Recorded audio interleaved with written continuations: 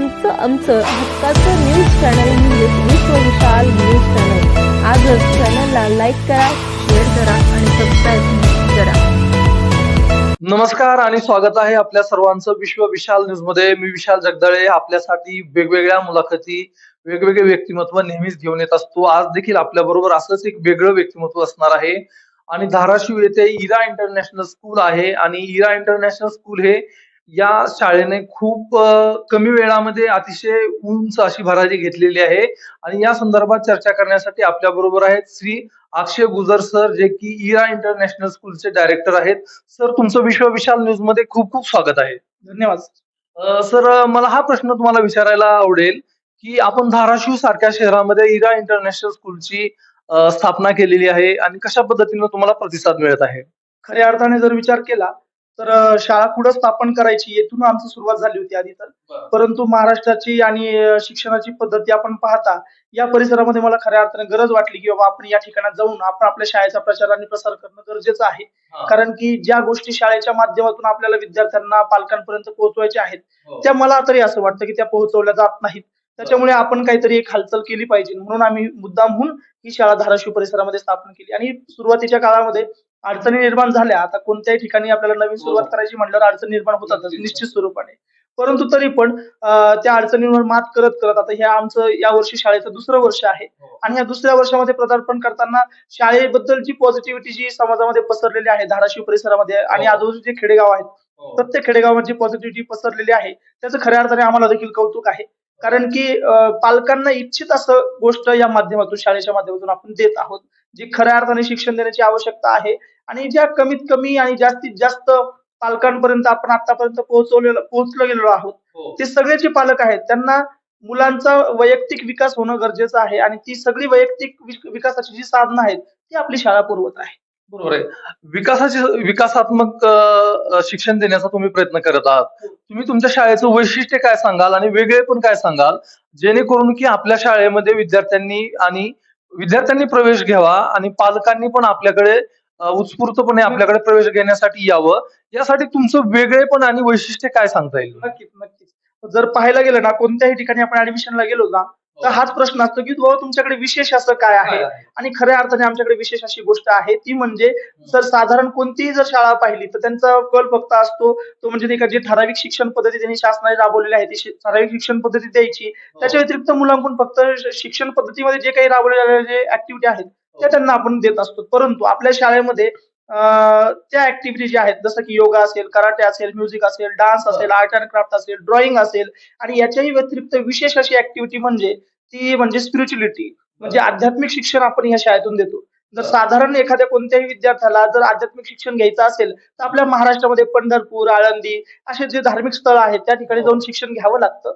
आणि ते शिक्षण घेत असताना त्यांना इंग्लिश मीडियम सेमी मधलं शिक्षण किंवा सीबीएसईचं जे शिक्षण आहे, इंग्लिश टू इंग्लिश जे शिक्षण आपण म्हणतो ते त्यांना घेता येत नाही.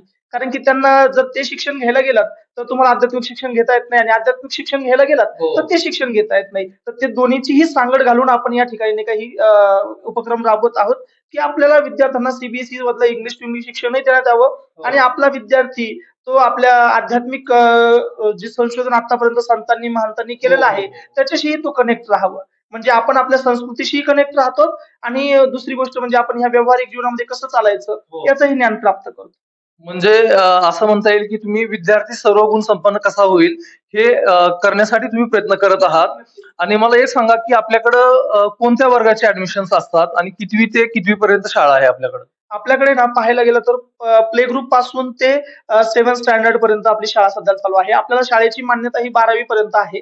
परंतु आपण पहिलं वर्ष दुसरं वर्ष असल्यामुळे आपण स्टेप बाय स्टेप जात आहोत. सुरुवातीला आपण फक्त 5वी पर्यंत शाळा, नंतर आता 7वी पर्यंत शाळा आणि पुढच्या वर्षी 10वी पर्यंत शाळा आपण राबवत आहोत. आणि धाराशिव सारख्या ठिकाणी तुम्हाला पालकांचा प्रतिसाद कशा पद्धतीने मिळत आहे? मी म्हंटल ना की इथं ठिकाण निवडायचं कारणच हे आहे की आपण एखादी गोष्ट निवडतो कशासाठी निवडतो, काहीतरी एक तर विशेष असेल किंवा तिथं काहीतरी कमतरता असेल आणि त्याची उणीव भरून काढायची असेल तर आपण ते ठिकाण निवडत असतो. त्याच पद्धतीने मला या ठिकाणी शिक्षणाचा अभाव तर दिसला परंतु संस्कृतीचाही अभाव दिसला.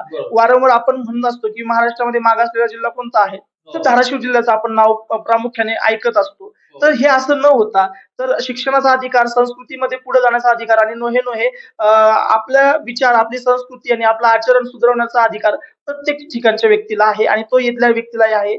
आणि आम्ही 2 वर्षापासून अनुभव घेत आहोत. तर इथले व्यक्ती जसं समाजामध्ये प्रचार आणि प्रसार आहे, की धाराशिव जिल्हा आहे तो मागासलेला आहे. इथली लोकधारा खूप मागासलेली आहे. असं मला तरी जाणवलं नाही. इथले लोक देखील खूप प्रगल्भ विचाराचे आहेत आणि इथले लोक खूप शिक्षणासाठी अग्रेसर देखील आहेत. फक्त त्यांना तसा प्लॅटफॉर्म उपलब्ध होत नाही. म्हणून तो प्लॅटफॉर्म आपण जाणून बुजून या ठिकाणी उपलब्ध केला आहे.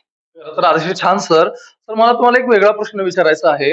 अ, इतर शाळा असतील किंवा इतर शाळांच्या व्यतिरिक्त तुम्ही विद्यार्थ्यांसाठी काय वेगळ्या सवलती आपण काय उपलब्ध करून देताय का? विद्यार्थ्यांसाठी काय सवलती आहेत का? हो. किंवा पालकांसाठी काय सवलती आहेत का? हो, नक्कीच, नक्कीच.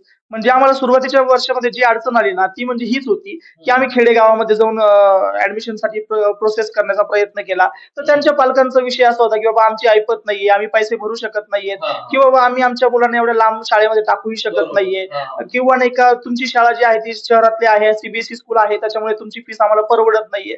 असे भरपूर प्रश्न आमच्या समोर उभारले. त्याच्यामुळे आम्ही एक निर्णय घेतला, की आपण जे आपल्या शाळेमध्ये जे गरीब मुलं आहेत किंवा दारिद्र्य रेषेखालची मुलं आहेत किंवा विशेष करून ज्या लोकांची ऐपतच नाहीये इंग्लिश मीडियम स्कूलमध्ये घालण्याची, नोहे त्यांना मुलांना शिकवण्याची सुद्धा इच्छा भरपूर आहे, परंतु ते शाळेत घालू शकत नाहीयेत. मराठी मीडियमला सुद्धा घालू शकत नाहीत. अशा पालकांसाठी आपण विशेष यावर्षी सवलत काढलेली आहे.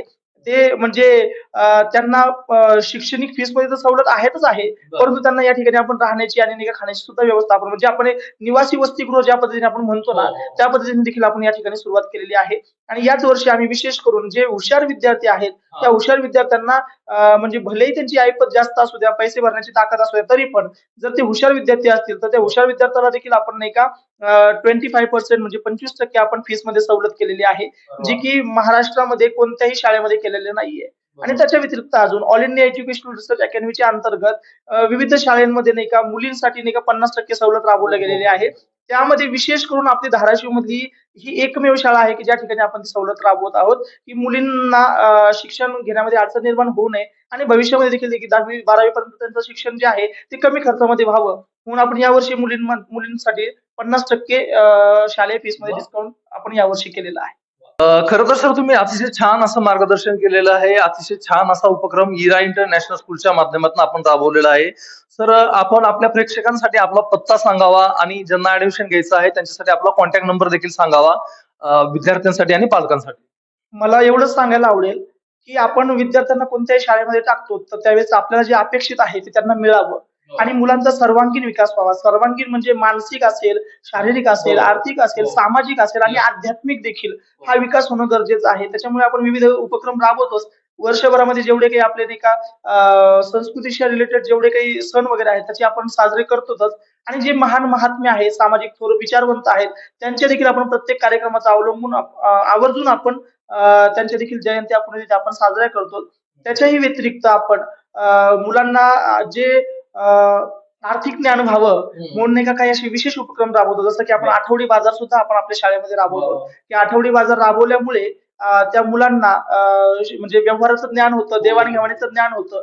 म्हणजे असे विविध छोट्यातल्या छोट्या आणि मोठ्यातल्या मोठ्या म्हणजे एखाद्या मुलाला कधी कलेक्टर बघितलेला नसतो, कधी पोलीस बघितलेला नसतो किंवा कधी मंत्रालय देखील बघितलेलं नसतं. तर आम्ही आमच्या विद्यार्थ्याला वर्षातून एकदा का होईना कलेक्टर ऑफिसची व्हिजिट करवतो, पोलीस स्टेशनची व्हिजिट करवतो, पोस्ट ऑफिसची व्हिजिट करतो, की जेणेकरून मुलांना आपल्या भारतामध्ये किंवा नाही का महाराष्ट्रामध्ये समाजामध्ये राहत असताना कोणकोणते घटक आहेत जे आपल्याशी संलग्नित आहेत, त्या प्रत्येक घटकाची त्याला ओळख व्हावी म्हणून आम्ही अशा विविध ठिकाणी त्यांची भेट करून देत असतो.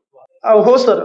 जर शाळेमध्ये यायचं असेल, व्हिजिट करायची असेल किंवा ऍडमिशन प्रक्रिया प्रोसेस जर जाणून घ्यायची असेल किंवा ऍडमिशन जर करायचं असेल, तर ही शाळा शहरापासून अतिशय जास्त जवळ आहे. बस स्टँड पासून अगदी 2-2.5 किलोमीटर अंतरावर आहे आणि सांजा रोडवर गोरोबा काकांचं मंदिर आहे. त्या मंदिराच्या एक्झॅक्ट समोर ही आपली शाळा आहे. आणि त्या रोडवर आल्याच्या नंतर अगदी आपल्या शाळेची भव्य दिव्य इमारत तुम्हाला दिसेल आणि त्या ठिकाणी तुम्ही येऊन आपला प्रवेश निश्चित करावा. माझी एवढीच इच्छा आहे. आपला कॉन्टॅक्ट नंबर सांगा सर. हो. 777-4927-7750. अतिशय छान सर. तुम्ही अतिशय छान असा उपक्रम राबवत आहात विद्यार्थी आणि पालकांसाठी धाराशिव मधल्या, आणि तुम्ही विश्वविशाल न्यूजशी एवढी छान चर्चा केली त्याबद्दल विश्वविशाल न्यूजची संपूर्ण टीम आपलं आभार व्यक्त करते आणि आपण इथेच थांबूयात सर. खूप खूप धन्यवाद. आपल्या माध्यमातून जर आमच्या शाळेची माहिती आणि सर्व पालकांपर्यंत जर पोहोचत असेल तर आम्हाला त्याच्याबद्दल खूप खूप म्हणजे तुमचे आभार व्यक्त करतो. धन्यवाद सर. तर इरा इंटरनॅशनल स्कूलचे डायरेक्टर श्री अक्षय सर यांच्याशी आपण आता चर्चा केलेली आहे आणि अक्षय सरांनी अतिशय छान असं मार्गदर्शन केलेलं आहे, शाळेच्या विषयी माहिती दिलेली आहे. आणि तुम्हाला जर इरा इंटरनॅशनल स्कूलच्या इरा इंटरनॅशनल स्कूलमध्ये जर प्रवेश घ्यायचा असेल तर तुम्ही अक्षय सरांनी दिलेला नंबर असेल किंवा साजा रोडला गोरोबा काकाच्या मंदिराच्या समोर इरा इंटरनॅशनल स्कूल आहे, तिथं नक्की भेट द्या आणि अवश्य आपल्या विद्यार्थ्यांचं भविष्य घडवण्यासाठी या शाळेला एकदा तरी तुम्ही नक्की भेट द्यावी अशी विनंती विश्वविशाल न्यूज कडनं देखील तुम्हाला आम्ही करत आहोत.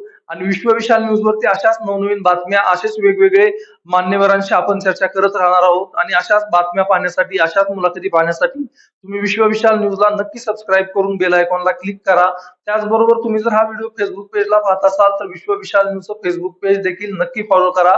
आपण इथंच थांबूयात. धन्यवाद. तुमचं आमचं हक्काचं न्यूज चॅनल म्हणजेच विश्व विशाल न्यूज चॅनल. आजच चॅनलला लाईक करा, शेअर करा आणि सबस्क्राईब करा.